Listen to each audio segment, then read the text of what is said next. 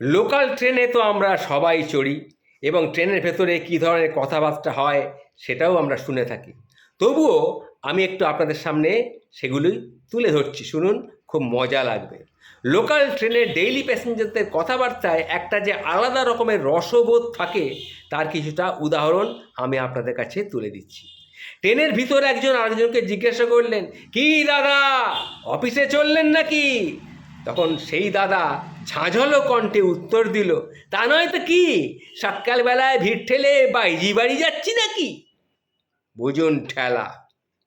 একটা ট্রেন স্টেশনে দাঁড়িয়ে আছে, একজন লোক হন্তদন্ত হয়ে এসে জানলার ধারে বসা ভদ্রলোককে জিজ্ঞেস করলেন, দাদা, ও দাদা, এই ট্রেনটা কি সব স্টেশনে থামবে? ভদ্রলোক পেপার থেকে চোখ সরিয়ে গম্ভীরভাবে উত্তর দিলেন, কেন, আপনি কি সব স্টেশনে নামবেন নাকি? বুঝুন ঠেলা। চলন্ত ব্যান্ডেল লোকালে একজন ট্রেনের হাতল ধরে ছুটতে ছুটতে প্রশ্ন করলেন, দাদা, দাদা, এটা কি ব্যান্ডেল?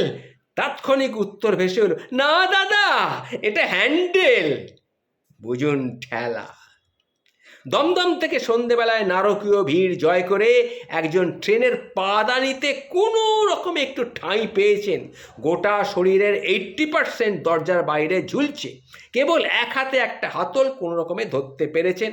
ট্রেন গতি নিয়েছে আর কানের পাশ দিয়ে পোস্টগুলো সাঁই সাঁই করে চলে যাচ্ছে।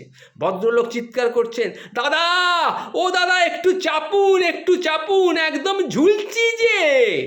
তখন ভেতর থেকে কেউ একজন উদাস গলায় বলে উঠল, আরে শুধু ঝুললে হবে, মাকে বলুন একটু কমপ্লেন দিতে। বুঝুন ঠেলা। ট্রেন প্রায় হাওড়া স্টেশন ছাড়বে, ঠিক সেই সময় এক যুবক এসে জিজ্ঞাসা করলো, দাদা, ও দাদা, এটা কি বালি ধরবে?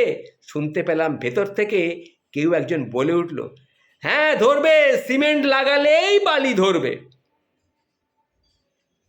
বালি স্টেশনে নামার আগে একজন বলে উঠল, সামনে কি সব বালি? তখন ভিড়ের ভেতর থেকে একজন কেউ বলে উঠল, না না, কয়েকটা সুগ্রীবও থাকতে পারে। বুঝুন ঠেলা। বিধাননগর স্টেশনে দাঁড়িয়ে আছি, একজন হন্তদন্ত হয়ে ছুটে এসে হাঁপাতে হাঁপাতে স্টেশনে দাঁড়ানোর জন্য আর একজনকে জিজ্ঞাসা করলো, দাদা, ও দাদা, কোন ট্রেন আসছে?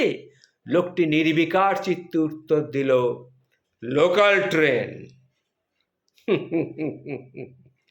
সোনারপুর লোকালে সোনারপুর স্টেশনে একজন ভদ্রমহিলা আর একজনকে ডাকছে, এ টেপি, দেবড়ে আয়, নক্কি পদেছে।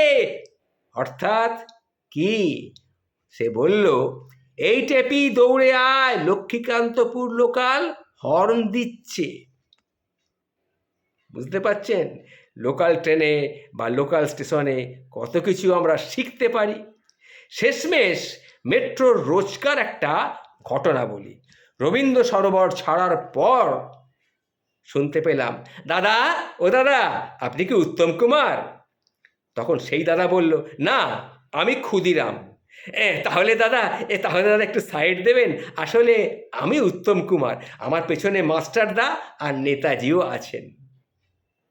বুঝতে পারলেন কি অবস্থা? নমস্কার।